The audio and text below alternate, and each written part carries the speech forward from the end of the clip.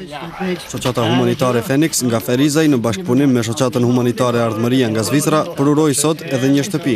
Kësaj radhe, strehë e re u ndërtua për familjen 6 antarësh e Rahmani nga fshati Kozaric, komuna e Kastriotit.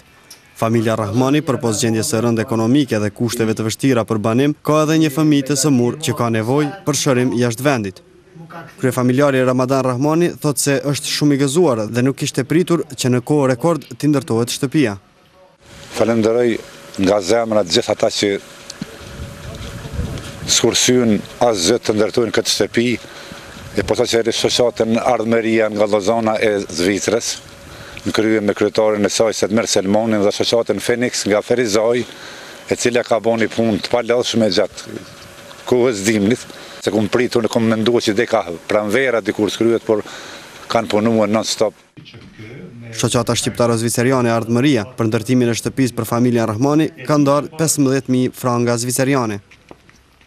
Ne ndjehemi shumë krenar që sot arritëm të strehojmë një familje. Shpresoj që në të ardhmen do të jetë për ta shumë më mirë dhe shpresoj që tjerët do të ndihmojnë, do të investojnë që edhe familje tjera ta kenë të njëjtin fat si familja Rahmani. Në përurim ishte i pranishëm edhe veprimtari Adem Demaci, i cili është edhe antar nderi i shoqatës humanitare Phoenix. Populli atë firmë, ata njerë që punojnë për të mirën e popullit të ndihmojnë dhe të ndihmojnë, gjithashtu i falenderoj edhe këtu.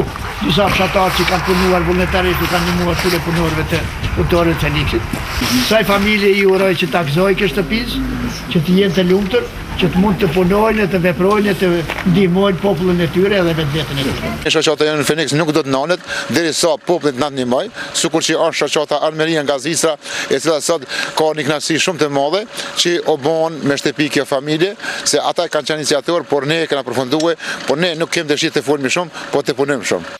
Kjo ishte shtëpia e 23 që u përërua dhe pritet që deri në fund të vitit të pururohen edhe 3 të tjera.